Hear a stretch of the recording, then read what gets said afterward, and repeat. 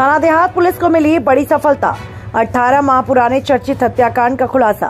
प्रेमी ने उसी के गांव के लड़के के साथ मिलकर दिया घटना को अंजाम। गिरफ्तार दोनों आरोपीगण ने 14 वर्षीय बालिका को मारने से पहले किया था दुष्कर्म। प्रकरण में 30,000 रुपए का इनाम। दिनांक 24/1/2023 को फरियादी कैलाश बघेल ने रिपोर्ट किया, मैं अपने टेड़ा वाले खेत पर पानी देने हेतु लेजम बिछा रहा था। समय करीबन 4:30 बजा होगा। अशोक सिंह भदौरिया के सरसों वाले खेत में जोर जोर की चिल्लाने की आवाज आई कि कैलाश इधर आ जाओ। मैं दौड़कर अशोक सिंह के खेत पर गया जहां सरसों में कई लोग थे।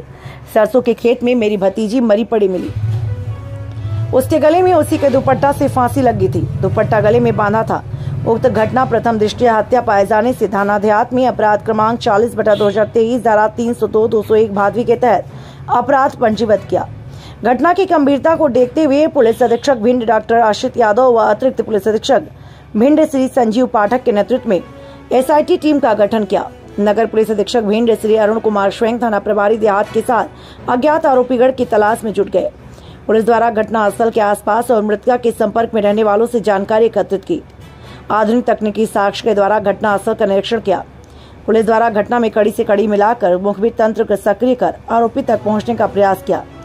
बड़ी मशक्कत के बाद आरोपीगण को दिनांक 14/6/2024 को गिरफ्तार कर लिया, जहां आरोपी ने अपना गुनाह कबूल कर लिया। इस कार्य में सराहनीय भूमिका रही पुलिस वालों की, जहां थाना प्रभारी देहात निरीक्षक मुकेश साके, उप निरीक्षक विजय सिंहरे, उप निरीक्षक नागेश शर्मा की अहम भूमिका रही। ब्यूरो कृष्णपाल सिंह की उम्र के इकबाल यह किया गया कि हमारे द्वारा ये घटना कारित की गई है।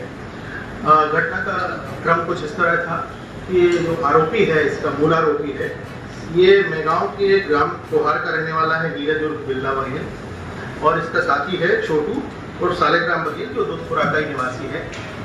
नीरज का दूधपुरा के आसपास आना जाना था और इसी दौरान जो मृतिका है सीता, उसके साथ इसके अवैध संबंध स्थापित हुए और इन्हीं संबंधों को लेकर बहुत ज्यादा पजेसिव रहा। बाद में उसे इस तरह की सूचनाएं मिली और मोबाइल वगैरह उसने लड़की का ट्रेस किया तो उसे ये पता चला कि इस लड़की के अन्य लड़कों के साथ भी संबंध है, ऐसा उसे शक हुआ।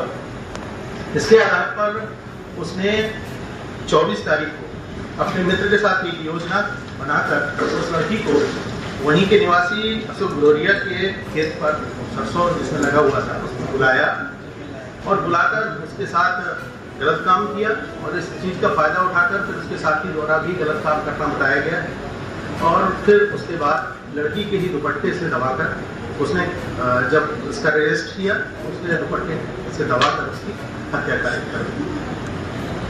सर, पुलिस को कैसे शक हुआ कि क्या? चूँकि इसमें लगातार हम कोशिश कर ही रहे थे और साइबर का भी इसमें इस्तेमाल किया गया।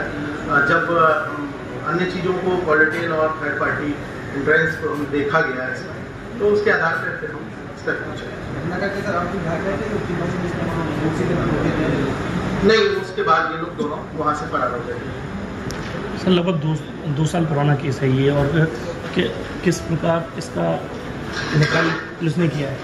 चूँकि हम पुराने केसेस के बारे में भी लगातार विवेचना करते हैं और जैसे ही हमें कोई क्लू या कोई ना कोई संदेह की बिंदु मिलता है, हम उस पर पूरी तरह, चाहे वो हमारे अपना मौखिक रूप से हो, एविडेंस हो, चाहे साइंटिफिक एविडेंस हो, उन एविडेंसों को हम कलेक्ट करके उसका डिडक्शन कर हम विवेचना से और उसके पूर्ण परिणाम तक पहुँचते हैं। सर, जो पकड़े गए आरोपी हैं, ये इनका कोई पहले का कोई बैकग्राउंड क्या कैसा? अभी हम इसको सर्च कर रहे हैं, ऐसा कोई खास बैकग्राउंड नहीं है। Thank you.